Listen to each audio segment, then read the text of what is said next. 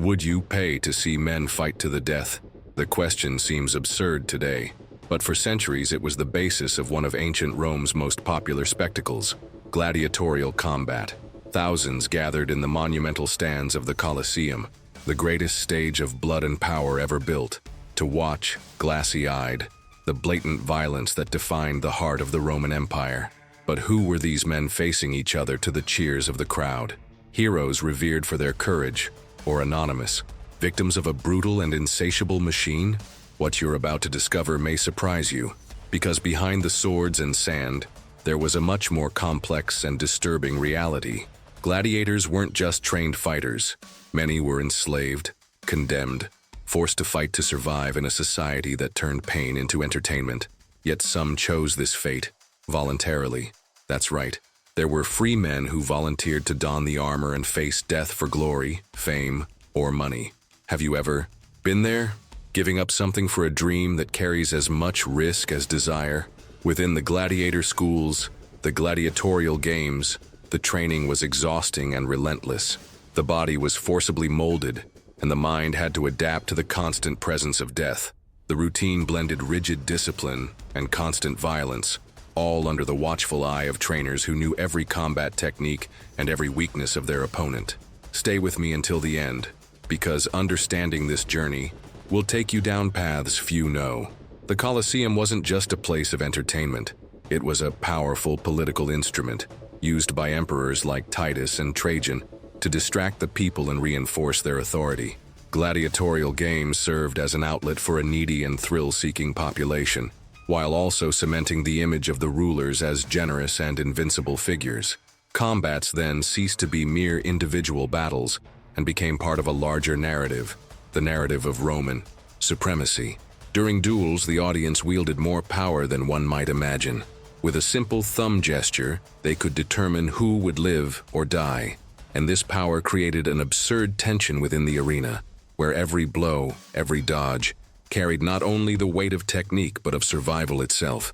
And yet the crowd applauded, cheered, as if it were all just a well-rehearsed play. But there was pain, wounds that never healed, bodies scarred by countless fights, a life expectancy that rarely exceeded a few years. The glory, so promised, was accompanied by silent suffering. Still, some gladiators became popular idols, revered on walls, coins, and even stories told in taverns. Some were seen as symbols of resistance and virility, as if, even in submission, there was room for greatness. And it is this thread between honor and horror that we now delve into. Because understanding who the gladiators really were requires more than remembering battles. We must look beyond the stands, beyond the blood-stained sand. Let's continue. And it's curious how, even centuries later, we're still fascinated by these men who lived on the edge of glory and death. A gladiator's journey is more than just an ancient story. It forces us to confront, even if subtly, our own values, our own everyday spectacles. Perhaps that's why this topic resonates so deeply with us. If this topic resonates with you, leave a comment below with what has touched you most about this story so far. Your opinion is an essential part of this conversation. And since we're building this space together to delve behind the scenes of ancient Rome, take advantage and enjoy this video. It's what keeps us going to continue bringing you content like this. Your participation is what makes this channel grow and reach more people with this kind of content. If this kind of historical narrative sparks your curiosity, subscribe to the channel and follow this journey with us. We still have a lot of stories to tell. And now let's continue our journey through the trails of sand and power, where each fight hid much more than what could be seen from the stands. They didn't have a single profile. Behind the heavy armor and battle-hardened gazes lay completely different stories, some marked by the pain of submission, others by an almost irrational quest for recognition. The gladiators we see in statues and films are often portrayed as fearless warriors, but the hidden truth behind these figures is full of nuances that reveal much about the society that created them. Many of them were enslaved, torn from their lands during military conquests, or born into servitude. Condemned without choice, their fates were sealed by the decisions of others. They were forcibly molded into a culture that viewed violence as a spectacle, where human dignity was subordinated to a thirst for adrenaline and control. Prisoners of war also filled the arenas, bringing echoes of distant battles and political rivalries to Rome. The choice? Almost none. The only chance for survival was to fight and win. But there's an even more intriguing layer to this journey.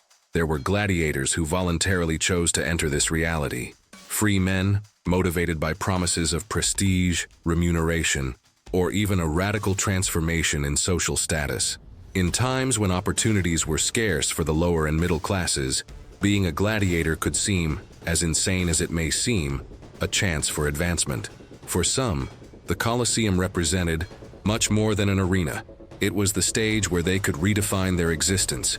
Doesn't this make you wonder how our decisions also carry this weight of risk and reward? Imagine the psychological impact of living surrounded by beasts, weapons, and bloodthirsty mobs. The gladiator's mindset needed to be shaped not only to resist physically, but to find meaning in each combat. And even with all the training, there was one thing that couldn't be taught: the survival instinct.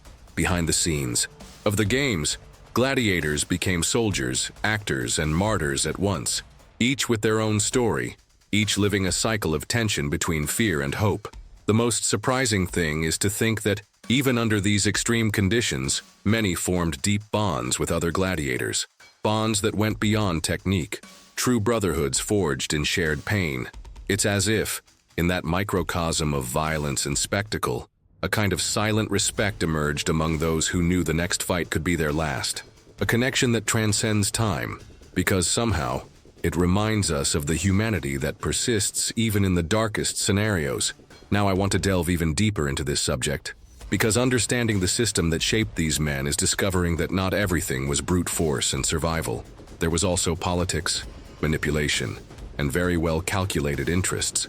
Revelations that show that the gladiators were cogs, some revered, some disposable, in a much larger machine. Comment below. This makes sense to me, just so I know you're following this journey with the same intensity it deserves. What happened after the choice, or imposition, of becoming a gladiator was, in practice, the beginning of a new life. Not for redemption or freedom, but for survival. Newcomers were taken to gladiatorial games, the training centers that functioned as veritable combat factories.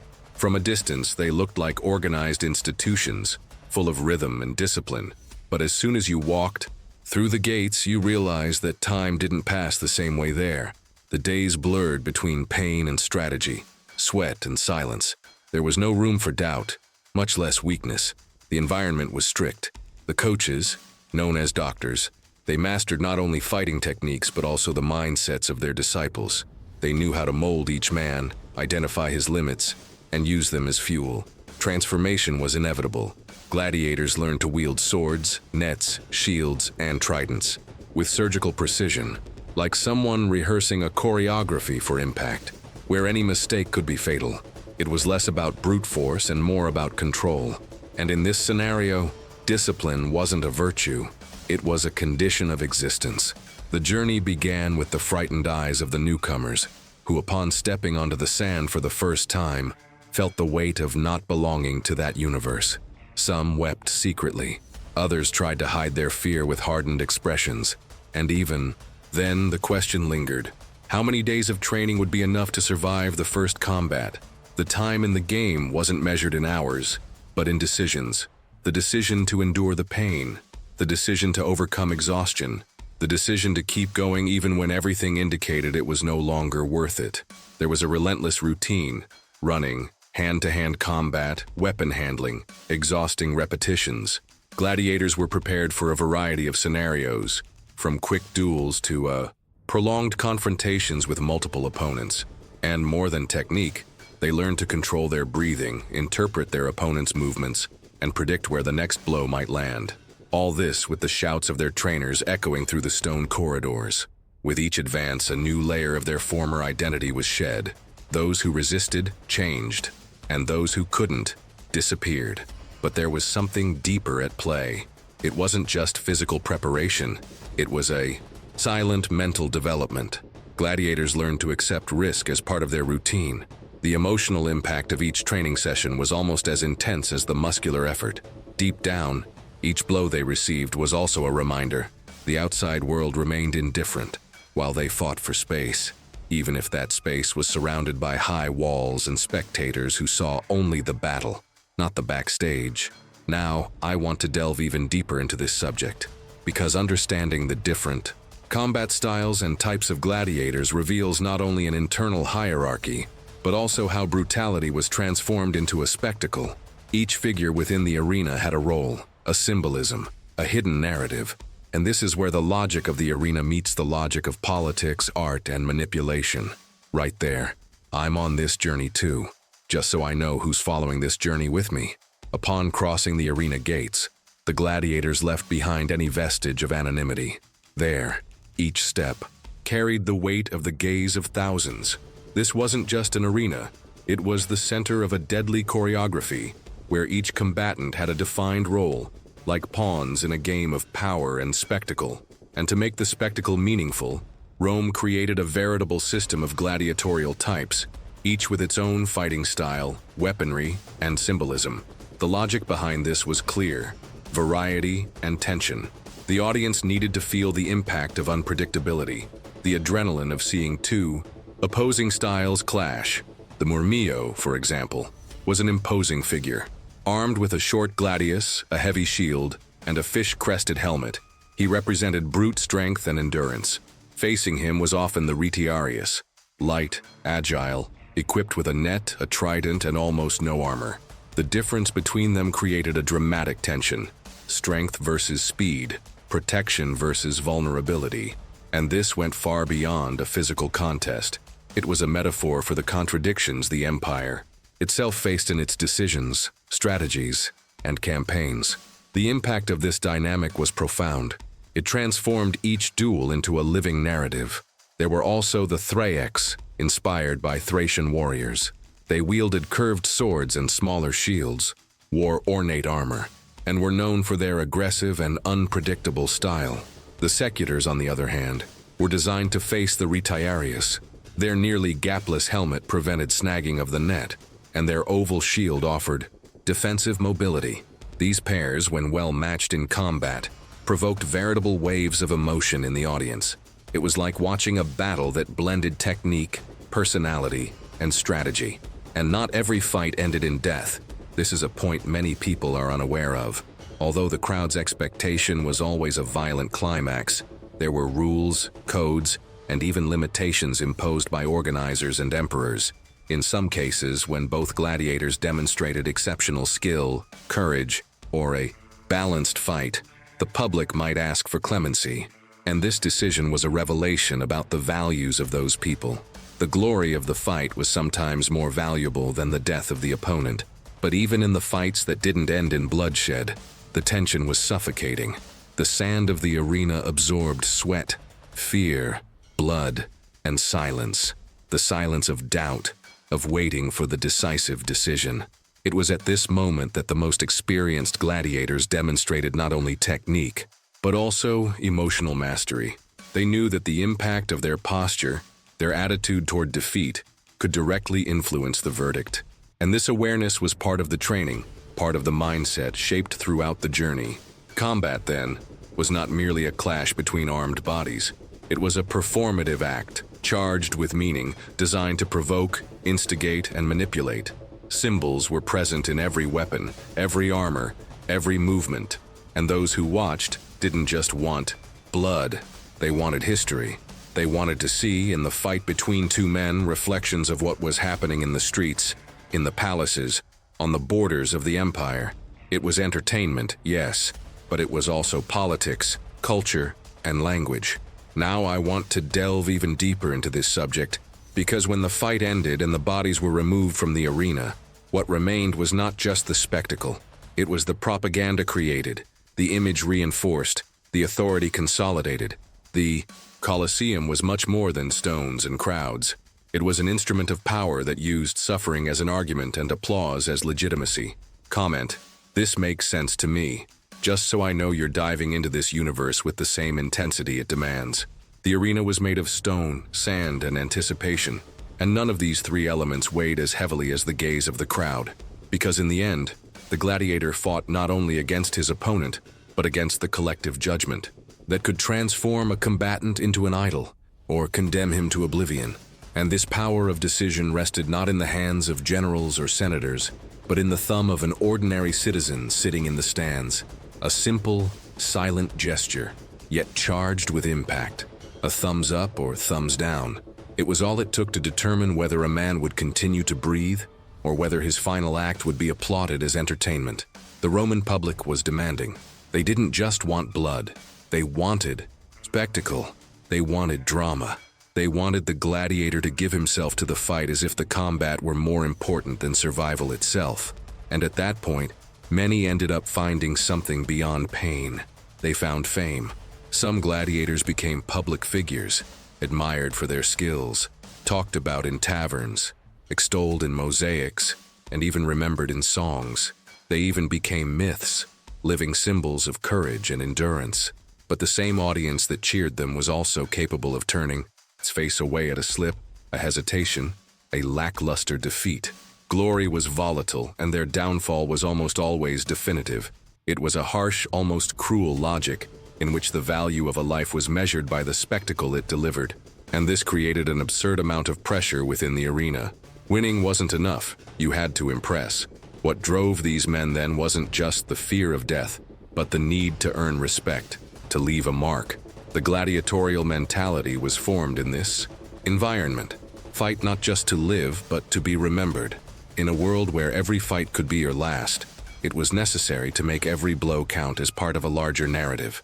This need for public acceptance led gladiators to develop a kind of stage presence. It's no wonder many of them knew how to fall, how to face the audience, how to manipulate attention. It was a performance, yes, but one in which mistakes had an irreversible cost. The people wanted to feel something, and the gladiators, they knew this, They knew that the impact of the spectacle depended not only on technique, but also on the emotion it conveyed, and this transformed each duel into a ritual of collective tension. What's striking about this dynamic is how it reveals the behind-the-scenes nature of a system where lives were traded for emotions. The arena wasn't just a physical space, it was a showcase of Roman values, a magnifying glass on the cultural, moral, and political decisions of an entire society. A raised or lowered thumb wasn't just a sentence, it was a public confirmation of which behaviors deserved to be maintained and which should be erased. It makes you think about our own judgments today, doesn't it?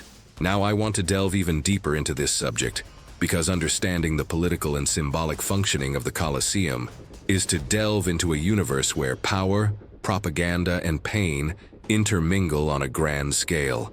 It was more than a spectacle, it was a tool, and understanding this reveals a lot about how Rome constructed its identity and sustained its dominance. Comment below, this makes sense to me, just so I know you're absorbing these hidden layers with the same curious gaze that brought me here. The Colosseum wasn't just a grandiose arena for entertainment, it was a carefully crafted stage for displaying imperial power before the people. Behind every combat, however fierce and bloody, lay a clear political intention to reaffirm the greatness of Rome and, most importantly, of the emperor who sponsored the spectacle. It was much more than entertainment. It was a strategy of emotional and symbolic dominance, capable of shaping mindsets and fostering a collective identity based on strength, discipline, and submission. Emperors like Titus and Trajan used gladiatorial games as a tool of public influence. Titus, for example, celebrated the inauguration of the Colosseum with a series of games lasting 100 days, and these events were not chosen at random. They coincided with moments of social tension, recent wars, or periods of political transition. The goal was to transform fear, doubt, and popular dissatisfaction into collective ecstasy. The impact was stunning. As blood gushed onto the sand, the people felt valued, entertained, and protected. It was a calculated decision, a revelation in how to manipulate emotions on a large scale. Trajan was even more direct in this logic. During his reign, he organized combats involving thousands of gladiators and even simulated naval battles in the Colosseum itself. All this to demonstrate that Rome not only won wars, but also mastered the elements. The brutality of the arena became a reflection of the brutality with which the empire conquered territories. It was as if each fight were a living metaphor for Roman expansion. rapid, relentless, glorious. And in this scenario, the Colosseum ceased to be a place of isolated combat and became a monument of propaganda. But it wasn't just about exalting the emperor. The games also served as a social outlet. In times of scarcity, epidemics, or political crisis, the population gathered to watch duels that alleviated their anguish. It was an indirect form of control. Entertainment masked the system's weaknesses, channeled frustrations, and reinforced a sense of belonging. The Colosseum, in this sense, acted as a secular temple, where sacrifice was not ritualistic but performative, and where faith was placed not in the gods, but in the figure of the leader who promoted violence as a spectacle. This kind of manipulation reveals a lot about the construction of authority. The use of other people's pain as a political argument is a mechanism that transcends centuries. And when the crowd applauded a well-delivered blow, what was being legitimized was not just the gladiator's technique. It was the narrative of power that placed him there. It was as if the arena served as a stage for an imperial choreography, in which blood was the paint used to reaffirm the social structure. This is when we realize that the hidden truth of the Colosseum lies not in the fights, but in the decisions that sustained the spectacle. Now I want to delve even deeper into this subject, because there's a layer that's rarely explored: the suffering behind the scenes, the silences between the screams, the weight of a lifetime dedicated to combat that often left no room for any kind of redemption.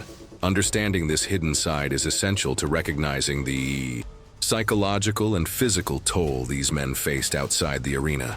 Comment below, I'm on this journey too, just so I know this reflection is making sense to you too. When the lights dimmed and the echo of applause faded from the stone walls, what remained wasn't glory, it was silence. A heavy, intimate, almost cruel silence. It was there, backstage, that the true face of gladiatorial life was revealed. Constant hunger, sharp pain, poorly healed wounds, and the knowledge that hope faded quickly. Within the arena, behind the performance, were exhausted bodies, racing hearts, and a mind trying to reassemble its fragments amidst the chaos. Few accounts have survived, but there are passages that leave a tight feeling in the chest. In a letter attributed to a young gladiator named Marcus, found among the records of a 19th century archaeologist, he wrote, "I taste iron even when I sleep. My bones scream even in silence, and yet I am applauded for it." These words require no interpretation. They are a testament to how pain was normalized, swallowed, transformed into entertainment. And the most disturbing thing is to realize that the more intense the suffering, the greater the celebration. Gladiators lacked access to adequate medical care. Many were left in cramped, unsanitary quarters, where the risk of infection was as deadly as the confrontation itself. A deep wound could mean death within days, without any intervention. The truth hidden behind the walls of the Colosseum is this: the spectacle never stopped, even when the pain spread like a shadow. Those who fell ill were replaced, and those who survived returned to the stage, broken on the inside, but seemingly ready on the outside. This constant cycle of struggle and suffering had irreversible psychological impacts. Ancient gladiators, when not dead, lived in a constant state of alert. Trauma was not a recognized concept in ancient Rome, but its symptoms were everywhere: insomnia, aggression, dissociation, apathy. Imagine living with the constant fear of not making it to the next day, while simultaneously having to wear the mask of strength, technique, and courage. That wasn't life. It was pure survival. At times, this system was questioned by Roman thinkers. Seneca, for example, publicly criticized violent games, deeming them inhumane and cruel. "What kind of pleasure is this that demands death as a spectacle?" he wrote. This thought clashed with the prevailing mentality, but it clearly demonstrated the existence of an awareness, albeit peripheral, of the impact of institutionalized violence. Behind the scenes, gladiators formed silent alliances. They shared not only techniques but also laments. It was in this space that confidences, small hopes, and even desires for escape emerged. There were cases of gladiators who planned to flee, even with the near certainty of being hunted down and punished. And this reveals something profound. There was still a spark of humanity. even within a system that seemed determined to crush any trace of individual identity. The Colosseum was grand, yes, but it was also a monument to pain masked by applause. This revelation, that behind the sand lay stories of silenced suffering, transforms our perception of the spectacle. It's not just about looking to the past with historical curiosity. It's about recognizing that every stage has its hidden side, and that often, what entertains us also teaches us, even if unintentionally, about the consequences of our own collective decisions. Now I want to delve even deeper into this subject, because there are figures within this universe who defied the rules, pushed the boundaries, and became something greater than ordinary gladiators. They were mythologized, remembered, idolized, and their journeys show how, even in suffering, it's possible to build narratives of resistance. Comment there. That makes sense to me, just so I can feel that this more sensitive look is also pulsing inside. Not every gladiator was lost in the dust of the Colosseum. Some crossed the arena's boundaries and entered the collective memory as true cultural icons. These men, and some women too, transformed pain, struggle, and exposure into symbolic power. They went from being mere pieces of a spectacle to becoming living representations of resistance, virility, and transformation. And most interestingly, this process didn't depend solely on victories in combat. Often, the impact came from the way they approached their own journey. The mythification of gladiators arose from the relationship between people and spectacle. When someone demonstrated uncommon courage, a refined technique, or a stance that defied the system, they began to be seen differently. Some names became well known even outside the arenas, graced murals, everyday objects, and even coins. It was a way to immortalize bravery, but also to attribute value to the gladiatorial lifestyle.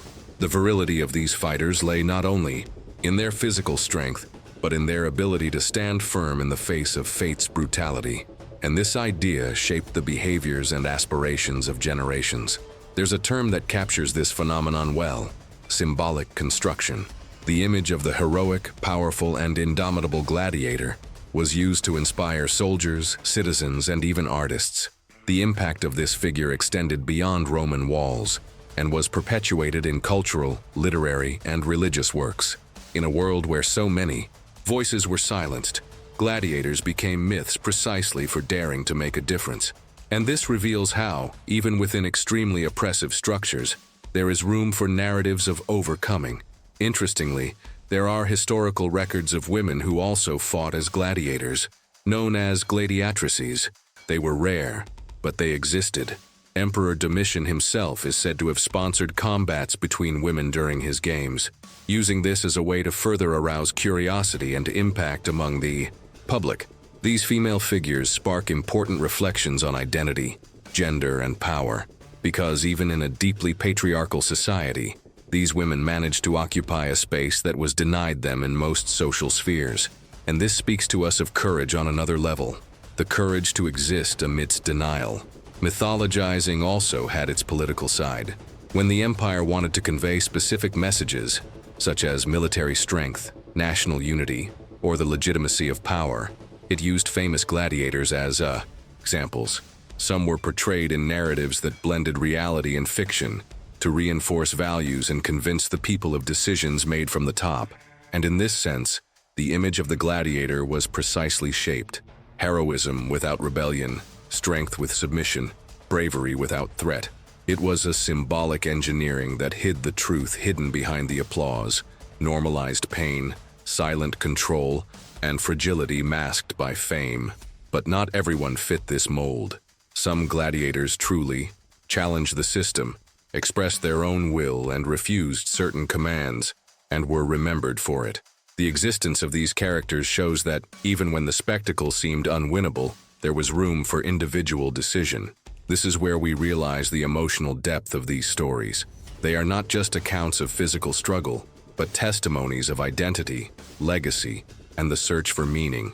Now I want to delve even deeper into this subject, because understanding the end of this system, the decline of fighting and the shift in Roman values, isn't just about history.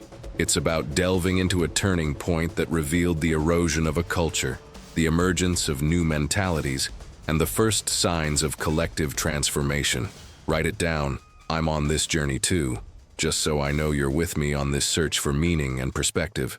For centuries, the arena was the gravitational center of public emotion, but like everything sustained by pain and spectacle, it began to weaken. The decline of gladiatorial combat didn't happen all at once. It was the result of a gradual shift, driven by political decisions, social transformations, and a new mentality quietly emerging within the Roman walls. Little by little, values once celebrated began to be questioned. Violence as entertainment was no longer unanimous, and what had once been revered as the art of combat was now seen as a sign of moral decay. One of the most influential forces in this process was the growth of Christianity. As the religion spread throughout Rome, its vision of human dignity and compassion clashed directly with the logic of the games. Early Christians denounced the cruel nature of combat, criticized the trivialization of death, and saw the arenas as an affront to faith and conscience. Emperors who had previously sponsored the spectacles began to face pressure from religious leaders, thinkers, and even the population itself, which no longer felt the same enthusiasm for the bloodshed. Mentalities began to change. The empire also faced internal challenges. Constant wars, economic instability, and power struggles made investment in entertainment too heavy to sustain. Imperial reforms prioritized other areas. Defense, infrastructure, diplomacy, and games were losing ground in budgets. Rome, which had previously used combat as a political tool, began to realize that this model no longer served as effectively. The impact of this change was profound. Suddenly, what had for centuries been seen as a symbol of greatness began to represent a past that many sought to overcome. Little by little, theater play were being closed. The surviving gladiators tried other paths. Some became mercenaries, others trainers. Many simply disappeared from history. The once pulsating arenas became melancholic ruins where the wind carried away the memories of applause. And yet, something persisted. A memory, an echo, an idea that spanned the centuries as an uncomfortable but necessary reminder. As one historian wrote, "The spectacles have passed, but the memory endures." This phrase carries enormous symbolic weight, because the end of combat wasn't just the end of an era. It was a revelation about the limits of institutionalized violence, about the impact our decisions can have on an entire culture. It showed that collective transformation is possible, that ideas can replace steel, that mentalities can be reshaped. And most curiously, even with the end of the spectacles, gladiators continued to occupy the popular imagination, as if they were living witnesses of a time that forces us to look inward. Now, I want to delve even deeper into this subject, because the legacy of these men doesn't end with the end of the fighting. It's reflected in the way we remember, interpret, and transmit these stories. And it's in this final layer that the true power of memory lies hidden, the power that endures time, spans generations, and transforms us, even without us realizing it. Comment: this makes sense to me, just so I know that this historical reflection also resonated within you. What makes a spectacle unforgettable? Is it the skill of its protagonists, the emotional response it provokes, or the silent sacrifice that underpins each act? The gladiators lived this duality with every step they took on the sands of the Colosseum. And now, as we revisit their stories in more depth, the question that started this journey gains new layers. Were they heroes or victims of a system that transformed pain into performance? This reflection has endured through time with more impact than one might imagine, because even far removed from ancient Rome, we continue to applaud combat in different formats, with different narratives, but often with the same focus, displaying suffering as a form of entertainment. The platforms have changed, the stages have multiplied, but the impulse to consume pain persists. How many reality shows survive by exposing human frailties to extremes? How many competitions base their success on the emotional tension of the participants? And what's more, how many stories only gain value when there is visible sacrifice, explicit drama, and a commitment that transcends the limits of reason? This leads us to face a hidden truth. The modern spectacle is not so far removed from the Colosseum. The difference lies in the costumes, the set, the technology, but not necessarily in the impact. The audience remains engaged. continues to decide, continues to legitimize, and the protagonists remain subject to the same pressures, to give everything, prove their worth, resist even when their body and mind demand a truce. The mentality behind it all remains rooted in a pattern that associates pain with relevance. And perhaps this is the most delicate point of the comparison. The gladiator's journey clearly exposes how symbolic structures can shape behaviors and decisions, how the quest for recognition can force someone to cross boundaries, how systems create narratives so powerful that they transform sacrifice into pride. This makes us think about our own systems, about how real transformations only happen when there's room for questioning, when we challenge conventional wisdom and reevaluate the collective impact of each choice. Therefore, more than revisiting the past, this dive invites us to look at the present with a different perspective. The memory of the gladiators is not just history, it is provocation. It challenges us to analyze what spectacles we are consuming, what narratives we are perpetuating, and what sacrifices we are naturalizing. Because if the Roman audience was capable of change, so are we. Now I want to delve even deeper into this topic, because there's fertile ground between memory and legacy, and it's there that we find signs of how these stories continue to shape our imagination. There are powerful revelations in the way we tell, interpret, and convey these experiences, and that's what we'll explore. Comment: "This makes sense to me," just so I know that this exchange is awakening something inside you too. If you've made it this far, you've already realized that this story goes far beyond duels and swordplay.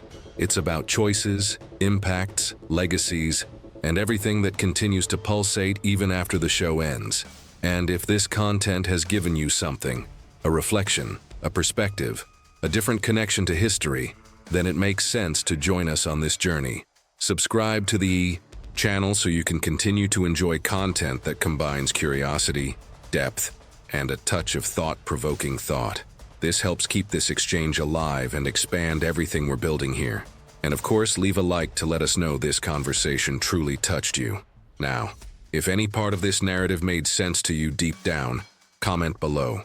I'm with you until the end. Because when you write this, it shows that this journey is yours too. There's a video here that goes into more detail on this topic. Click and follow along. There are more revelations waiting for you.